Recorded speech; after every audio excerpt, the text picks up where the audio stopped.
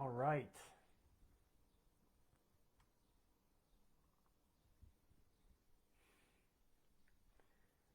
All right, here we go. Think we're live here. If you can see and hear me, please leave me a comment in there. I've never done a Facebook Live before. I just want to make sure you guys out there on Facebook are seeing and hearing me. Otherwise, it kind of defeats the purpose.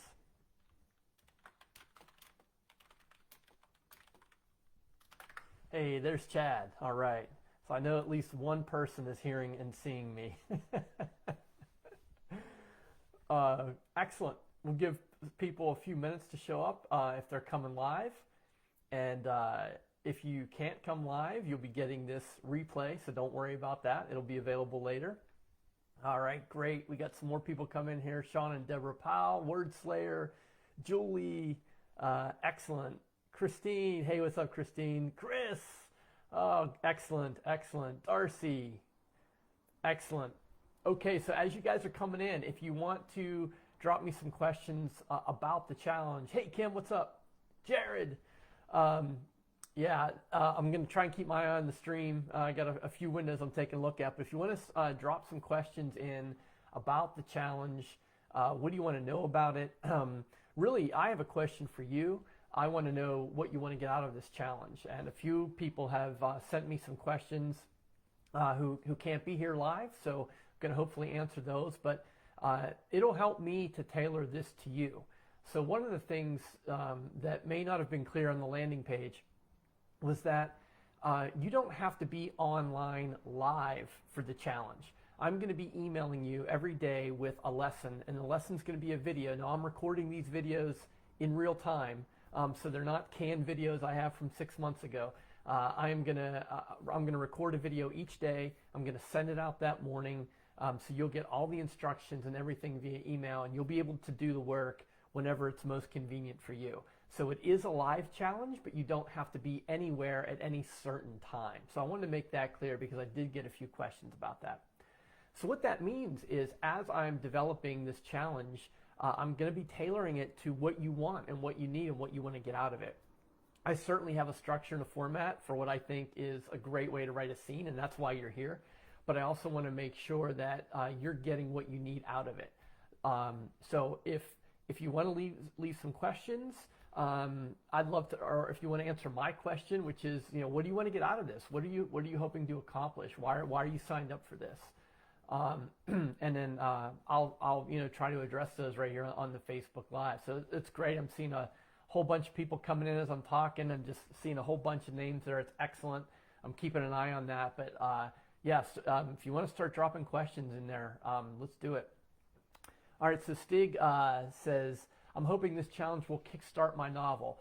I hope it will too.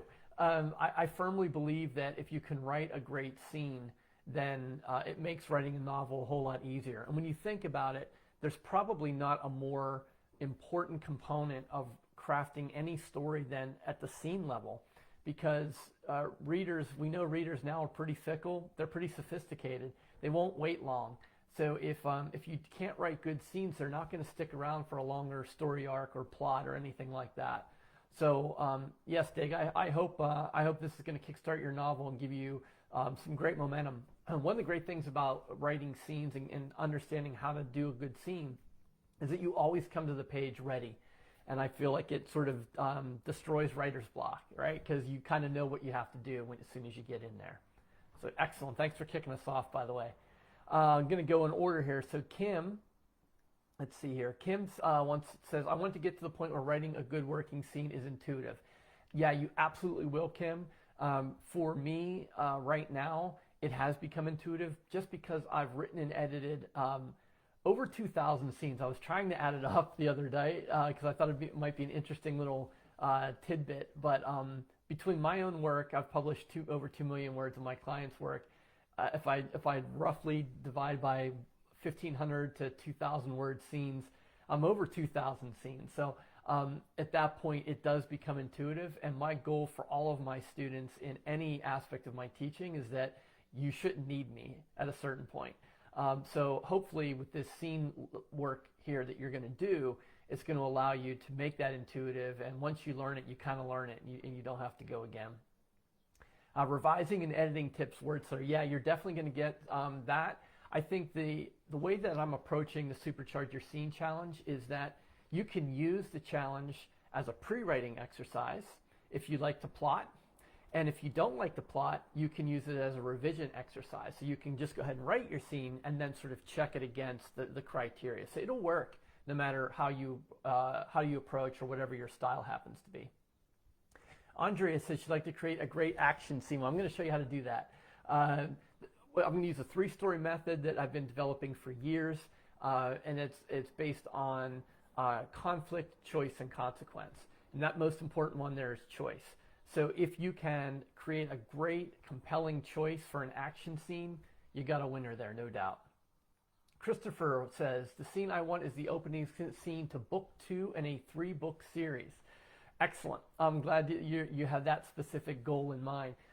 The way I'm going to structure the challenge is I'm going to ask you to write to a prompt. Just one scene, 2,000 words max. I'm going to have you write to a prompt because I think writing to a prompt allows you to focus on just the scene as opposed to thinking about the broader global story that you're trying to fit it into. So if you already come with a scene from a book, you're sort of bringing baggage to it, and it might be more difficult for you to learn the concepts. But you absolutely can use the Supercharge Your Scene skills that you're going to learn in book 2 of a 3-book series. Renee wants to learn how to write a great scene more efficiently. Absolutely, Renee. Going to show you how to do that. I think for genre dependent, I really believe you should be able to write a great scene in 2,000 words or less. I really believe that. Like I said, some genres differ. Some genres like shorter scenes, but I really feel like the 1,500 word to 2,000 word scene is the sweet spot. So I think if you can write a really compelling scene in that amount of words, that's the goal. So hopefully I'm going to show you how to do that. Catherine says, I want every scene to be a hat trick, slam dunk. I love it. We get a little hockey basketball reference there. Yeah, Catherine, that's the goal of this. Not every scene can be in an intensity of 10 because you're going to wear the reader out. So if you think on a scale on 1 to 10, 10 being the most intense, you can't have all 10s. You can't have all 1s. So there's some pacing involved. But I think there's certain components to a scene that you can include in every single one that will at least keep the reader engaged. And that's the goal. Let's see. Julie says, I'm hoping to get a better understanding of how to make my scenes compelling. Interested in how to achieve this in historical saga fiction, which is gentler about relationships rather than thriller type action. Yeah, Julie, good point here. A lot of times people misunderstand a compelling scene thinking it's got to be action-packed or life and death stakes, and that's not true. I think you can write a very compelling and gripping scene that is 2 people having dinner and having a conversation.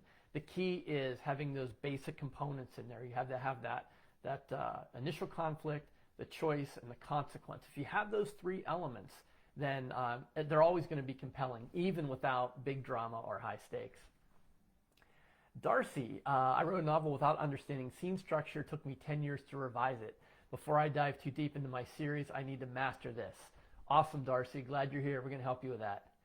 Jill says, shout out to Rachel for recommendation of this workshop. I love Rachel.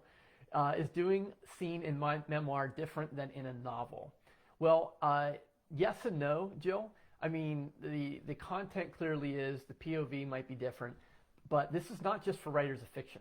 I really believe that you can use these concepts, these basic fundamental skills, to tell any kind of story, from a novel to a memoir to email communication. I use these when I write my emails, when I write blog posts. So yeah, I think you're going to be able to use this in all aspects of your writing that involves any kind of narrative storytelling. Susanna, wow, a lot of questions here. I love this. This is great. Susanna Paul says, I want to learn how to bring the same level of reader engagement to my action scenes as I have with the sex scenes I write.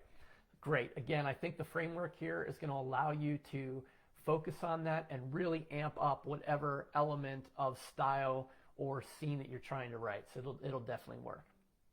Anita says, I want my writing to be tighter with every word being essential. We're definitely going to focus on that. Maddie wants to learn everything. Excellent. I want to help you learn everything, Maddie. Sean and Deborah Powell, must be a writing team here. I'm editing my manuscript and would love to be able to use this to make sure my scenes are what they need to be. You absolutely will. I haven't mentioned this yet, and you're going to get access to it tomorrow, but I have a really nice worksheet I've developed for you. And you can replicate it and use it for as many scenes as you want, for as many projects as you want. I'm going to have a Word version, a PDF version if you'd rather print it out and write on it, but you'll be able to take this framework and use it for everything you do. Jenny says, I hope it will give me the confidence to enter more competitions with short stories. It will. I guarantee you it will. You'll still need an editor. You'll still want to have people look it over. You'll still want to go through your normal process. But I think at the core, if you follow the framework, you're gonna know that your scenes work, and that's incredibly important. Maddie wants to learn. Jasmine wants to learn all the things. Hopefully, we'll do what we can there. Angela says she's writing an action space opera. She wants her scenes to have a page-turner pace. How do you leave each scene in a way that makes the reader want to keep reading? Yeah, this is such a great question and so important in so many genres. I have a little trick I'm going to show you in here that has to do with using the consequence of or the resolution of one scene to set up the conflict of the next. Now you have to be careful with it. You don't necessarily want to end every single chapter on a big time cliffhanger, because again, that kind of repetition will wear the reader out. But there are little tricks you can do to kind of plant the seeds from one scene to the next. I think you guys are going to like that. Jasmine says mostly she struggles with figuring out the turn of a scene and how to end them. Definitely going to help you with that. Jay Scott says, I want to become better at developing scenes that will keep readers engaged. Yep, excellent. I'm going to get to that for sure. Rand, I want to learn how to set a scene, how to create gravitas, capture attention by shifting pace, etc., so that the readers pay attention to the bits of information I need them to. Yeah, that is well said, by the way. I'm a firm believer in word economy and efficiency. I struggle, especially when I write short stories, I struggle with every single word I put in there. I get down to the point where I'm revising and I'm trying to decide between should I use the or should I use or personal pronouns. So I think when you're talking about scenes, when you're talking about short stories, those words do matter. I think, I don't know, was it Twain or Hemingway? I forget. I quoted some writer who said, I would have written a longer letter, but I didn't have the time. So something along the lines, it's harder to underwrite than overwrite. So definitely gonna get to that. Jared said, I'd like to see whatever improvement I can make over where I am now. I think you're gonna be able to see that, Jared. I'm gonna have a way for you to kind of test that yourself and kind of self-evaluate what your scenes look like before and what they look like after.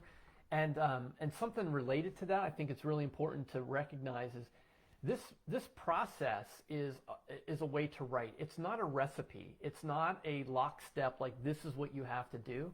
Like I think when you get into it and you start to see the way these three scenes play out, you're gonna understand that there's a lot of variance in how you do this, how you write it, how you approach it, how you tell the story. It's basically like saying a story has to have a beginning, a middle, and end, but that doesn't mean every story is the same because it has those components. So it's not a recipe, it's not a lockstep program, it's more of an approach. Suzanne says, I plan to illustrate my picture book, so this should help with both writing and illustration. Oh, for sure. Yeah, I can almost see you applying the conflict, choice, and consequence in panels, if you're doing a picture book or a comic book or a graphic novel. Angela says, I'm also trying to figure out how to connect scenes throughout a trilogy. Yeah, again, that's a bit related to Christopher's question. How you tie these scenes together is kind of outside of the scope of this, but I think the skills that you're going to develop and the way that you're going to see how the scenes work together, you're going to be able to make those connections a whole lot easier. Jared said, will we be turning in assignments like in high school? Well, I don't know. If you were like me, you didn't turn in assignments in high school.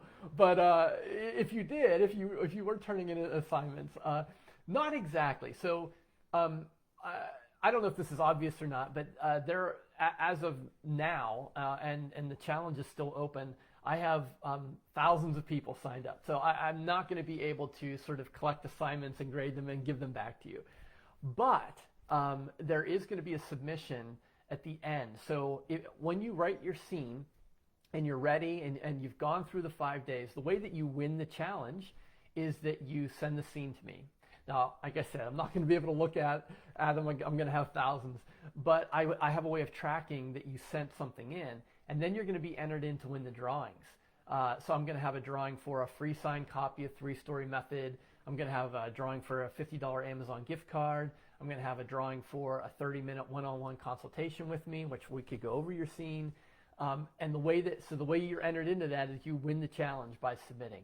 So you don't have to. You could go through the challenge and decide to write later, although I'd strongly recommend that you try and write the scene. I mean, we're only talking 2,000 words, so over the challenge is going to end after 5 days, and you're going to have another set of like 4 or 5 days, maybe even a week. June 23rd is when your submission's going to be due. So you'll have until June 23rd, it's 10 days from now, to write that one scene and submit it.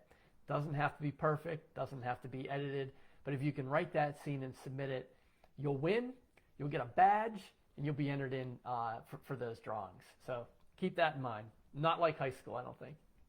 Kim says she's totally into writing short fiction right now. Me too.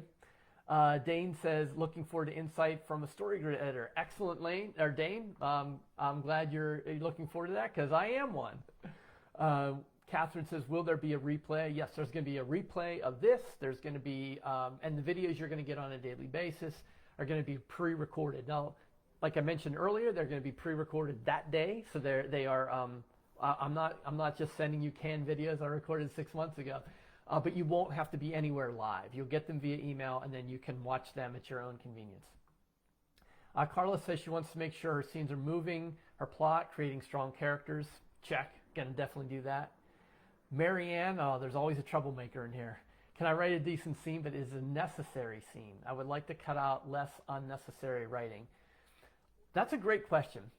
It gets to more global storytelling, but here's the thing. I don't believe any scene should be unnecessary. A scene should either move the story forward or it shouldn't be there. So I think making sure that every scene is compelling by its very nature will make it necessary. So hopefully we'll take a look at that.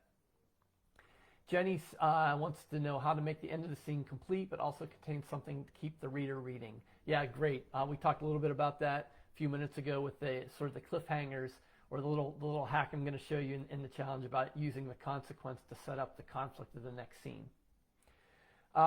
Fortune Whelan, I want to focus on opening scenes. Yep, definitely going to take care of that. Michelle hoping to practice polarity shifts more intentionally, like StoryGrid, as well as the 3Cs. So yeah, what Michelle's referring to, if you're not familiar, is going from one status at the beginning of the scene to something at the end. So in oversimplifying it from the protagonist's point of view, starting out with a positive situation and ending with a negative one. And that's definitely something we can hit as we go through. Edwin, there's another Writer's Well commenter there. I'm looking to have a better global idea of whatever scene I'm working on. Too often I don't see the entire picture until I'm into it, and this always slows me down. Yeah, I think this will help. I think if you know how to frame a scene, you'll be able to extrapolate out to your bigger outline or plot. Cindy said, I would love to keep my writing concise and engaging. Don't want anyone to get bored reading my story. Yeah, this is great. This is coming up repeatedly. It's giving me some good ideas on what to focus on. I think efficiency is going to be a big focus for this, right? To use as few words as possible to get your point across, to tell your story. And I think that applies probably even more so in nonfiction than fiction. So if you're writing memoir or narrative nonfiction or blog post or sales copy, I think using as few words as possible is a great approach. Jeff wants to know, how much time a day this week should we be carving out to tackle this? Can't wait. Awesome, Jeff. Great question. It's going to depend, I think, on your style. I don't think this should take, I don't think you need to dedicate a ton of time to this. I would say if you set aside 15 to 30 minutes at the most. I mean, you could certainly spend more time on it, but I think I'm going to keep the videos relatively short. I'm not going to drone on about stuff. I mean, ideally, I like to keep them to 10 or 15 minute videos, give you a specific task to do on the worksheet, and that should take you 10 or 15 minutes at the most. So hopefully that gives you some idea. Full transparency here, full disclosure, this is the first time I've done this challenge. So if it's taking you longer than that or shorter than that, let me know. Lois wants to learn how to change up the mechanics of the sentences in paragraphs. My writing is too similar from paragraph to paragraph and chapter to chapter. Interesting. That's not necessarily something I had on my radar, but I'm going to add that to my list. So thanks for that. I'm going to try and incorporate that in there. Let's see, Marianne, hoping to do better writing romance. Hopefully this will help you better writing everything. Susanna, 10 minutes in and I'm hooked. These participant goals sound great and I'm loving the feedback so far. Excellent. Thanks, Susanna. Mary, I've lost my writing mojo. Oh no, we're going to get it back, Mary, even if it takes another trip to California. Good morning to you too, Missy. It's a little bit afternoon for me now. Wordslayer, how to bring the dangers of the world into the scene. Yeah, exposition as ammunition. I'm going to explain what that is when we get into the challenge. But yeah, it's this idea of, and even using dialogue can be a great way to bring in some danger and some threat without info dumping. Angela says, I also struggle with describing setting. I'm focused on action and dialogue. I forget how to set up the world. Yeah, that's interesting because a guy who couldn't be here who messaged me, Keith, said, he's most interested in discussing how aggressively an author should supercharge a scene because he's seeing more description and action, or less description with action and dialogue seeming to dominate. So it's going to be fun playing with those dynamics, the difference between description and dialogue and what the balance is. Oh, thanks. Andrea found the shorter letter quote for me. Thank you. Melissa, I'm looking to improve and tighten up my writing so my readers and I enjoy my books even more. You're in the right place. Chad wants to learn to put ass in chair and triple my productivity. I don't know if I can do anything about your ass, Chad, but I'm going to see if I can help triple your productivity. Chet says, I'm pretty good at scenes from an intuitive approach, but I'm looking for a way of doing it more consciously. Yeah, I love that approach, Chet. I love the learning mindset, the growth mindset you have. I think no matter how much you've done or how much experience you have, you can always learn. I'm constantly taking classes. I'm constantly doing things like these with other people because I want to learn. Darcy's like me. She didn't turn the assignments in high school either. Missy says her biggest desire for the challenge is to learn how to write the opening scene of a book that hooks the reader. Boom, definitely going to do that. Yeah, Catherine, there'll be a replay. You won't need an app. That'll be on a page. Don't worry about that. Finn is hoping to see how Jay plans scenes and then sees the written draft and the final draft of the scene. Yeah, I got some good surprises for you. So you're going to get some of that. Jill, what is the word limit for the submission? Jill, it's going to be 2,000 words or less. Anita, this is great. I'm in the middle of the structural revision of my first novel, and I need to write one new scene. So how can I do this? So I can do it via this challenge. # winning. You are. Excellent. Julie, sneaking in another. I would like to better understand StoryGrid as it confuses me. Honestly, Julie, there's not going to be much StoryGrid in here. I'm not sort of qualified to teach it so much as I am to edit in it, and there's some weird things around sort of being, teaching StoryGrid outside the StoryGrid universe. But I think what I've done is I've taken a lot of the concepts of StoryGrid and I've baked them into the 3-story method. So I think you're going to find there's some congruency there, and there's even, I mentioned in the 3-story method book how influenced I was by StoryGrid. So you'll see some similarities there. Liberty, hoping to jumpstart the novel that's been languishing as I deal with personal issues and the business side of things the last few months. Hopefully we're going to give you that jumpstart. Let's see here. 80, I feel like my writing has gotten stale, so looking forward to injecting new life into scenes. Yes, for sure that will do this. Hey, Jeff. Let's see here. Edwin's deep in the second draft of his latest novel, which means he needs to be ready for headspace switches between projects. Excellent. Philip, do you use these scene level techniques at the act and overall story level as well? Yes, you absolutely can. That's kind of the basis of 3-story method. And so I'm using 3-story method to show you how to apply it to a scene, but it absolutely works at different units of story, including act and overall story. Chet, I'm definitely going to push you to grow. Love that. Kim says, I love that we'll get a prompt and have a word limit. Constraints really fuel my creativity. Yeah, that's so true, Kim. I find that having constraints is completely necessary. Like I think if you have a completely blank palette or blank canvas, whatever the analogy is, it's hard. It's hard to create. So I agree.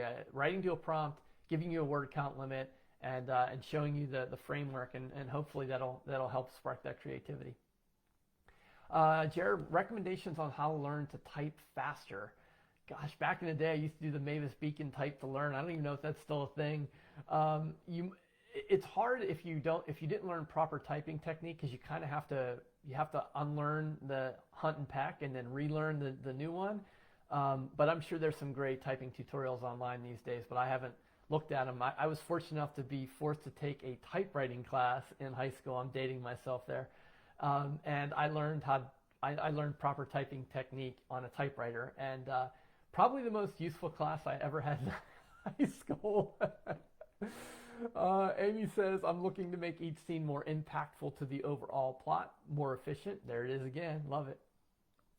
Andrea says, I'm writing mysteries, Sue grafting for craft. Let's see, are there any do's and don'ts for action scenes?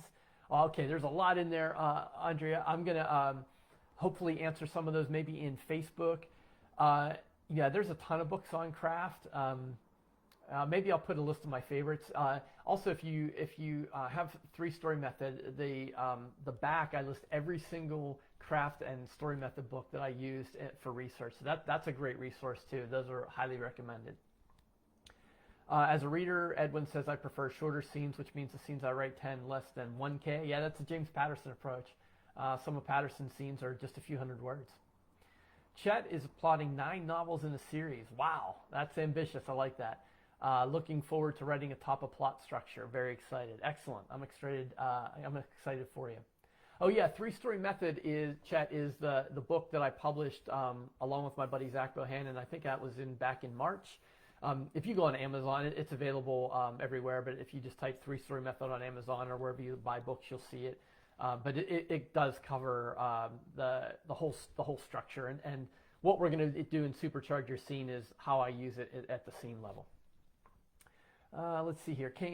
Carla says, I use the 5 commandments of storytelling from SG before writing. Yeah, that's great.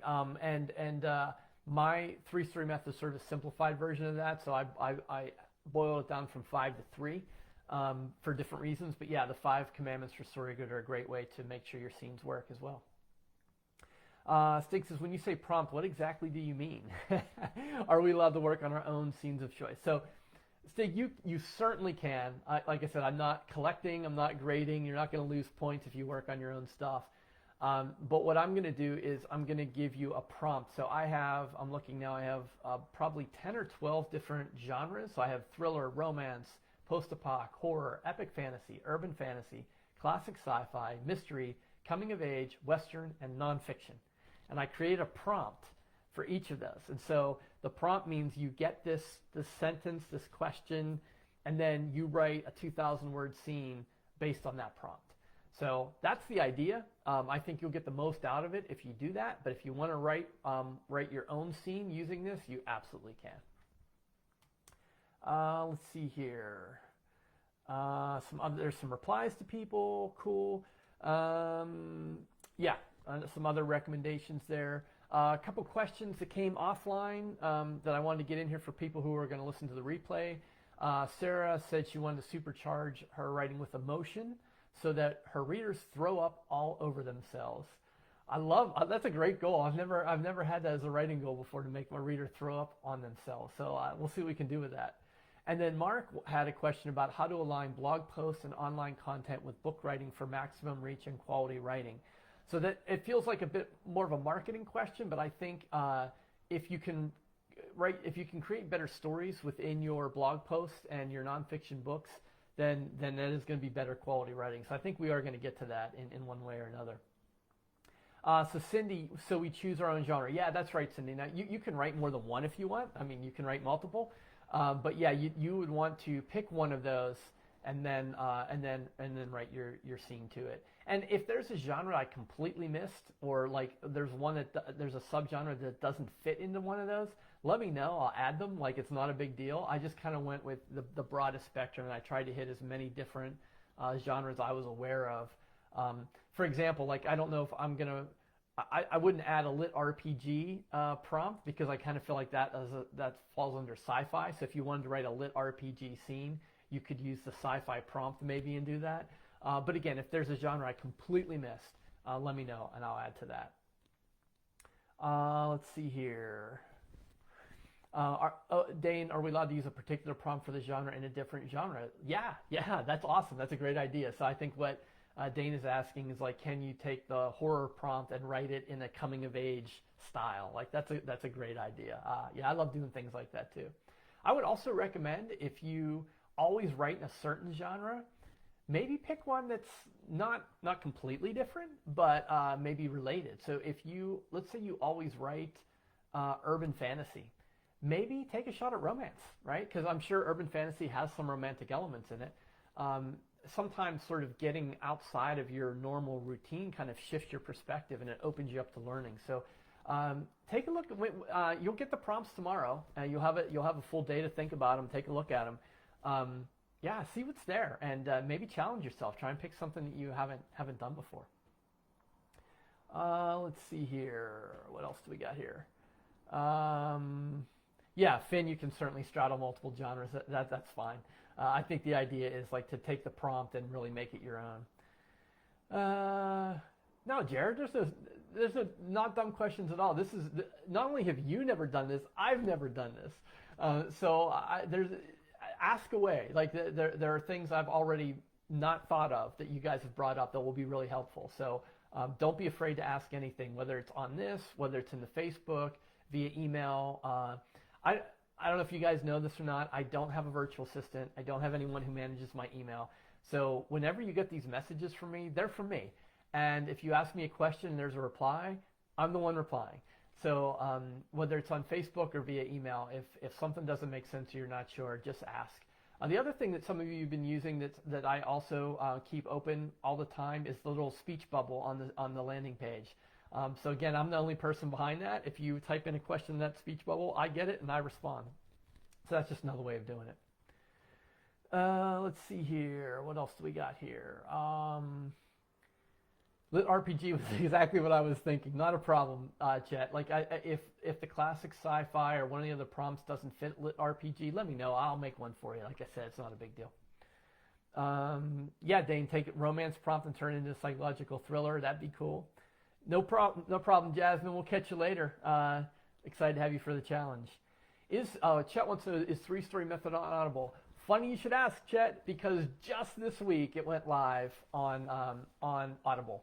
It took me, I submitted that in late February, and in mid-June it finally made it through. ACX was a bit backed up. So yes, 3-Story Method is on Audible if you want to check it out. Angela, do you have a Patreon we can donate to? This is such a great workshop, and it's incredible that it's free. Thank you. I do have Patreons related to my podcast, but seriously, don't expect that from this. If you really enjoy this, if you like it, just tell somebody. That would help me tremendously. It really would. I appreciate the offer. It's very generous of you, but not necessary. Jenny, go cook dinner. It's dinner time there in France, so... Finn says, you're assuming that I know what genre I write, Jay. How the heck do I know? Finn, if you're not sure, just pick the prompt that excites you the most. That's all I would do. No, Brian, I will not be doing any shredding guitar at any point. My son's a much better guitar player. Maybe I'll have him play a little bit. All right, I'm going to take a few more here and then kind of wrap it up for the day. I want to just make sure I got everyone's questions and comments in here. Rand says, that's awesome. Thank you. I'm super psyched. Me too. I think this is going to be a lot of fun. I'm already excited about it. I love teaching. I love story. I'm such a story nerd. And I'm so excited to share this with all of you. I think if everyone can come away being a better writer and a better storyteller and writing better scenes, the world just becomes a better place. I mean, it's really about communication. So I'm so excited to share this with you all and built this just for you. I've been wanting to do this for almost a year, and now the time is right. Figure with so much going on in the world, we need a distraction. We need a positive place to put our energy, and this is socially distanced safety. I'm not coming to your house. All right. Chet says, oh, he has lots of credits, so he'll immediately pick up three-story method. Awesome, Chet. And I hope you like my voice because I narrated it. All right, Susanna. I'm glad it's been helpful. See you soon. Yes, Daniel Wilcox, great guy. He's been sharing that for me.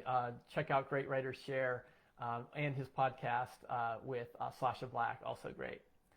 Cool, Michelle. Great to see you in here and looking forward to that new story for July 1st. Stoked to have you here too, Cindy. Excellent, excellent. Looking forward to it, Monty. Thanks for showing up. Great. Excellent, everyone. I really appreciate you showing up. This is just the beginning. Like we haven't even officially started yet. So if you guys are excited now, hold on. We're going to have a blast. You should get an email from me tomorrow morning Eastern Time. It'll have an intro video. It'll have all the prompts. It'll give you something to think about for the official start on Monday. And then on Monday, we'll be started. So excellent. Thrilled to be here. See you guys tomorrow. Bye.